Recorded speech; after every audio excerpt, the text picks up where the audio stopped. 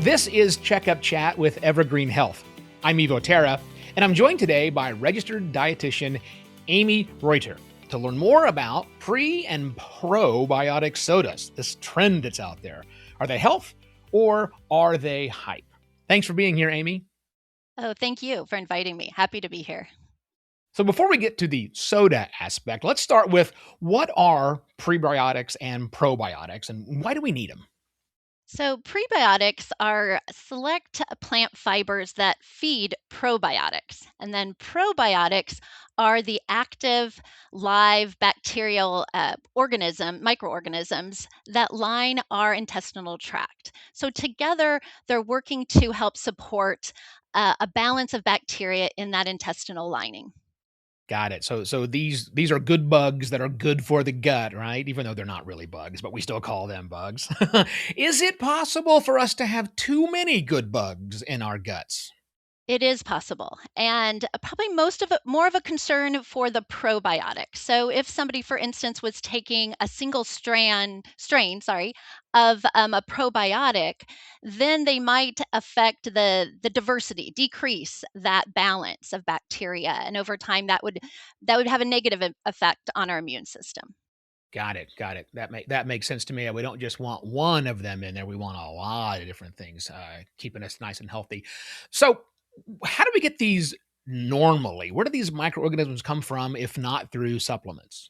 So, natural sources of prebiotics, are certain foods would contain those. And for instance, bananas, apples, oats, ground flax seeds, onions, garlic would be a few of the ones that are rich in prebiotics. With probiotics, some of our natural sources would be yogurt, kimchi, kefir, kombucha. But be careful with that. It's the ones that of those that contain active live culture. So it would need to say that on the label. In addition, it would also need to say what strains of probiotics are in those products. Got it. Got it. All right, well, let's get back to sodas. Now, I know there are a lot of claims being made, like improved gut health, it allows better protein intake, and maybe even weight loss. But how do you, a registered dietitian, I will remind everyone, how do you feel about those claims? I think that there is some value with these prebiotic and probiotic sodas. For instance, I think in terms of decreasing our intake of added sugars, they have quite a lot less than, like, for instance, a regular soda. So, regular sodas being 40 or more grams of added sugar. So, it's like 10 sugar cubes. Whereas these prebiotic or probiotic sodas have on the average of like 3 to 5 grams or just one sugar cube. So, if we're trying to cut back on added sugars, this would be a great way to do that. And then fiber. When we look at the prebiotic, they do the prebiotic soda or a probiotic soda.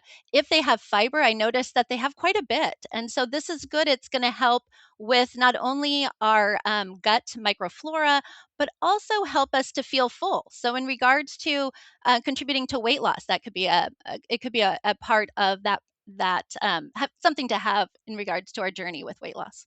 Yeah, yeah. Because I don't think most soda has fiber in it. That's for sure. Correct. So that's something different. Um, I have a question about the microorganisms themselves.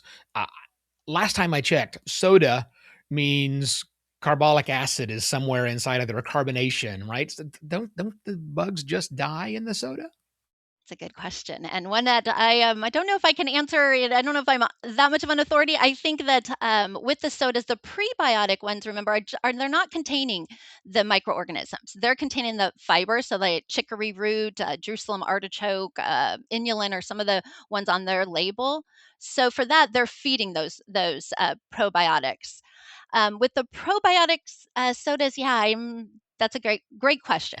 Great question in terms of the pH balance and is it conducive for them to thrive? Yeah, yeah. Open question, but you have brought up some very good tips about these. So let's find out. I mean, these sodas, which are trendy and also expensive. Are they worth it, or are there better, perhaps less trendy options for people who want to have better pre and probiotics in their system? So I'm always one to advocate for food first. So I would say looking at some of those rich sources of prebiotics, such as the oats and the ground flax seeds, bananas, apples, onions, and leeks, trying to get those into the diet. In regards to probiotics, starting again with yogurt and other products, kimchi, kefir, because they're not only having those prebiotics or probiotics, but they're coming along with a lot of other nutrients that our body needs for optimal health. Yeah, yeah.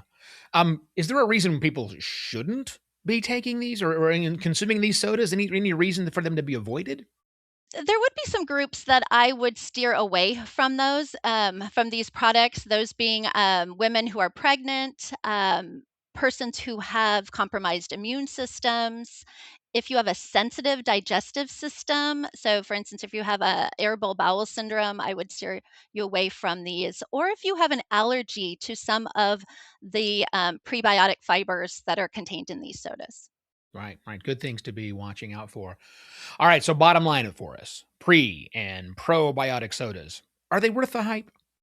I think there could be a place for them in a whole food, fiber-rich eating plan. I would first, though, start up with filling my plate with other natural sources of fiber, and then including some lean protein, some good fats. And then if on top of that, I wanted to add or advocate for somebody to add a prebiotic or probiotic soda, I think it could enhance that eating plan.